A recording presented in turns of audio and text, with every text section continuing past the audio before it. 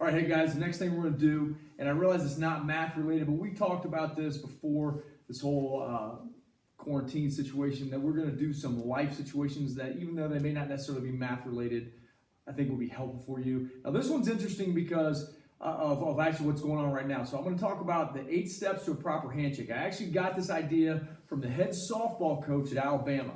I thought it was interesting that he would teach all of his players this, and there's 8 steps to this approach. I didn't necessarily take his 8 steps, but I came up with 8 steps through some research on a proper handshake, a professional handshake. So this is not a handshake that you're going when you maybe meet somebody that you already know. You could use some of these for the situation where you meet somebody that you've met that you're meeting for the first time. But this is for a professional handshake, so like in a job interview. What makes this interesting is with this whole coronavirus thing, that some people are talking about how the handshake may go away. Now, that it may or may not, I don't know. I understand that. I don't necessarily agree with it. After the bubonic plague, it didn't go away. Of course, we didn't have the science that we have now. Same kind of thing with the Spanish flu, or maybe even with the SARS thing that happened back in 2010.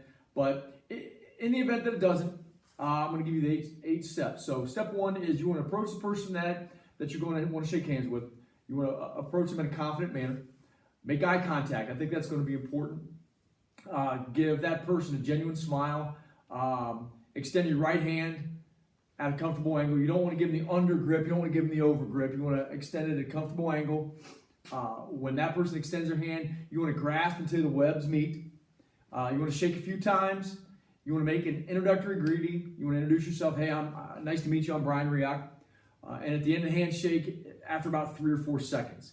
And then I'm going to give you 4 examples of really bad mistakes that you make with a professional handshake, and then I'll explain the assignment to you. So I'm going to have my son Connor come in and demonstrate a couple with me. Connor just got a job at Wilmington Schools, so we had to go through this whole process, but he didn't have to do the whole handshaking thing because he had to do everything with a video conference. So like I said, this could end up being a complete waste of time if we find out in a year or 2 this stuff goes away. But if not, I think it's important.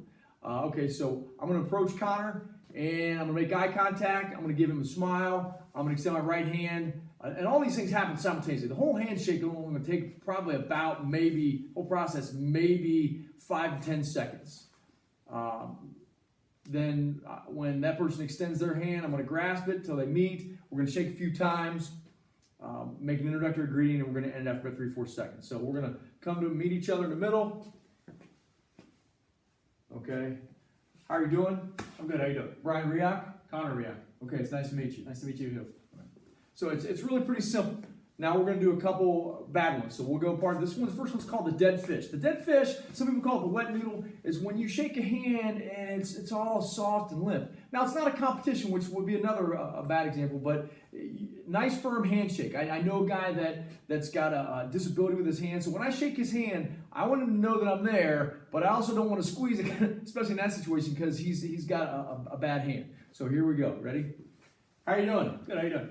I'm Brian Riak. Good to meet you. I guess it's okay to meet you.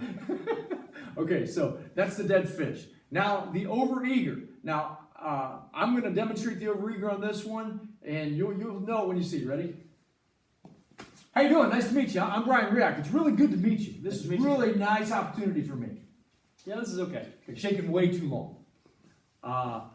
Okay, that's kind of the overeager and the long shaker at the same time. And then this is my favorite. This absolutely drives me nuts. And to the point where if somebody does this to me, I will move my body until I get to the correct eye contact. It's eye contact avoidance. Here we go.